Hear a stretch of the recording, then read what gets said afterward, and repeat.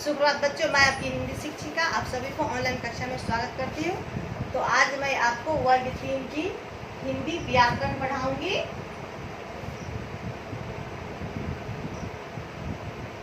हिंदी व्याकरण पढ़ाऊंगी जिसमें आपको पुनरावृत्ति करना है। पाठ 1 है भाषा। तो आप सब अपनी कॉपी किताब को निकालेंगे, पेंसिल निकालेंगे, जो मैं बताऊंगी और फिर फिल इन द ब्लैंक्स से बताऊंगी उसको आप मेरे साथ आप कॉपी में किताब में लिखते जाइएगा, फिर इसको कॉपी में लिख करके SW में आपको भेजना है। तो हम लोग पढ़े थे पाठ 1 में भाषा।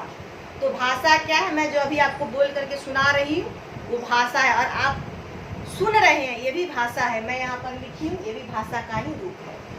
तो भाषा मैं बोलती हूँ, आप सुन रहे हैं, ये मौखिक भाषा है। मैं जो लिख रही हूँ आप पढ़ रहे हो, ये आपका लिखित भाषा है। तो भाषा वह साधन है जिसके द्वारा हम अपने विचारों का आदान प्रदान करते हैं, बोल करके, लिख करके, सुन करके और पढ़ करके। तो यहाँ पर मैं लिख दी हूँ, भाषा वह साधन है जिसके द्वारा हम अपने मन के भावों तथा विचारों को बोल कर या लिख करके प्रकट करते हैं। मेरे मन में जो आता है उसको मैं बोलती हूँ, आपके जो मन में आता है आप बोलते, फिर हम उसको सुन करके समझते, आप सुन करके समझते, फिर इसको हम लिख करके देते हैं और आप इसको भी पढ़ रहे होंगे। ये लिखित भाषा है और मैं जो बोल रही ये मौखिक भाषा है। तो आप समझ गए भाषा क्या है। हम बोल रहे हैं, आप सुन रहे हैं, मैं लिख रही हूँ, आप इसको पढ़ करके समझ रहे हैं, भाषा ही है। और भाषा का लिखित और मौखिक रूप दोनों है। फिर भाषा कितने प्रकार के हैं समझ गए होंगे आपने। फिर यहाँ पर मैं बता रही हूँ, भाषा 2 प्रकार के होते हैं, मौखिक, लिखित। मौखिक हो गया, भाषा कितने प्रकार के हो गए, भाषा हो गया 2 प्रकार के, मौखिक और लिखित। मौखिक में कौन कौन से 2 कौशल होते हैं, कौन कौन से, बोलना, दूसरा हो जाता है कौन सा, सुनना, इसका भी 2 रूप होते हैं, पढ़ना और लिखना। हो गया आपका 2 कौशल हो गया। मौखिक का 2 कौशल हो गया, बोलना और सुनना। लिखित का 2 कौशल हो गया, पढ़ना और लिखना। तो भाषा 2 प्रकार की हो गई। आप भाषा और भाषा कितने प्रकार वो आप समझ गए। और आप आगे पढ़ना है आपको, क्या होता है, लिपि। भाषा में एक सांकेतिक रूप होता है, वो भी भाषा का ही रूप है, लेकिन उसको भाषा में व्याकरण में उसको स्थान नहीं दिया गया। लेकिन हम लोग क्या करते हैं कि अपने जीवन में सांकेतिक भाषा को भी क्या करते हैं, हम उपयोग करते हैं, इशारा से हम लोग बात करते हैं, लेकिन वो बातें जो होती है वो सही से समझ में नहीं आती है, इसलिए व्याकरण में उसको स्थान नहीं दिया गया है। अब आपको आ गया, हो गया मौखिक, लिखित हो गया। भारत में बहुत प्रकार की भाषाएं हैं।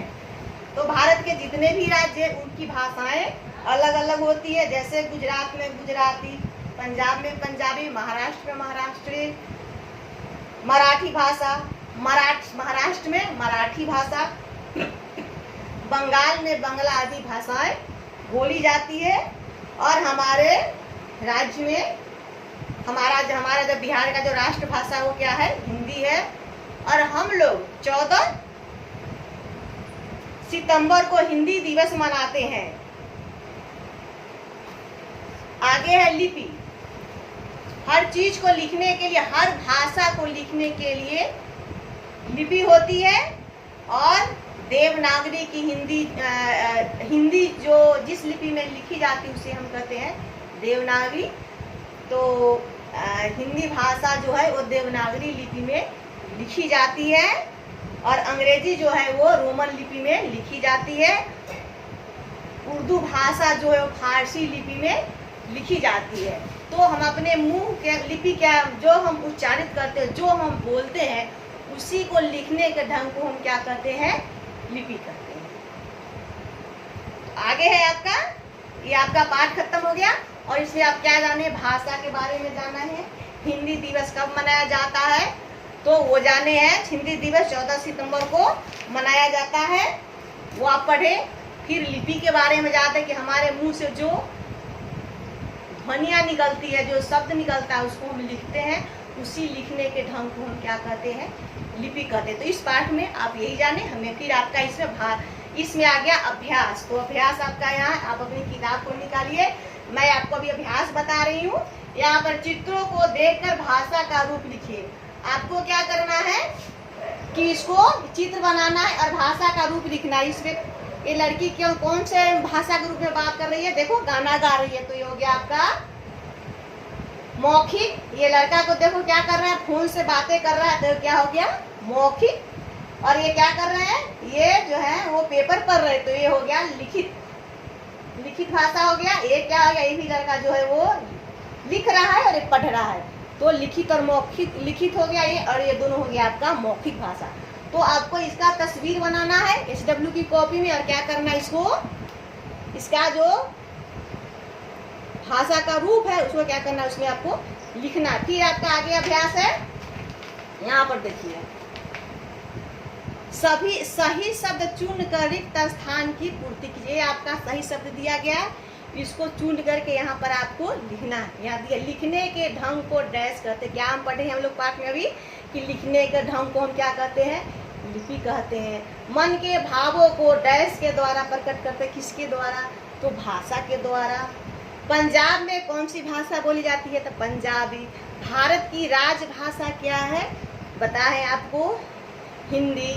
उर्दू की लिपि को क्या कहते हैं, देखिए फारसी।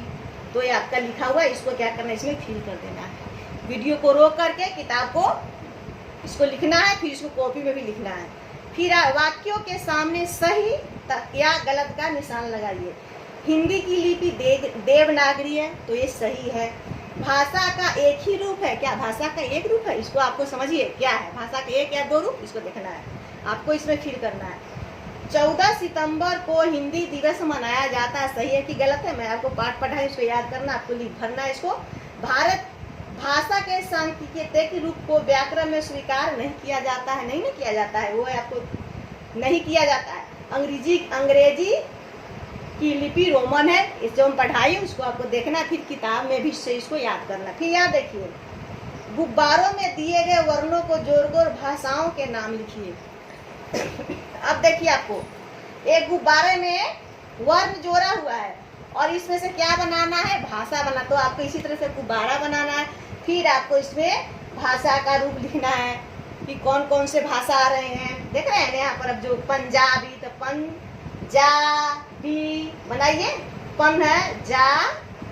अब ब किधर है, खोजिए इसमें, ब किधर है, पंजाबी हो गया आपका, पंजाबी हो गया ना। यहाँ पर पंजाबी लिखेंगे। इसी तरह से भाषा को फिर हिंदी ढूंढना है, तो इस तरह से आपको चारों में इसमें से शब्द बना करके भाषा का रूप आपको लिख देना है। ये आपका हो गया। तो आप किताब निकाले होंगे, इसमें बनाए होंगे जो जो मैं आपको बोली हूँ।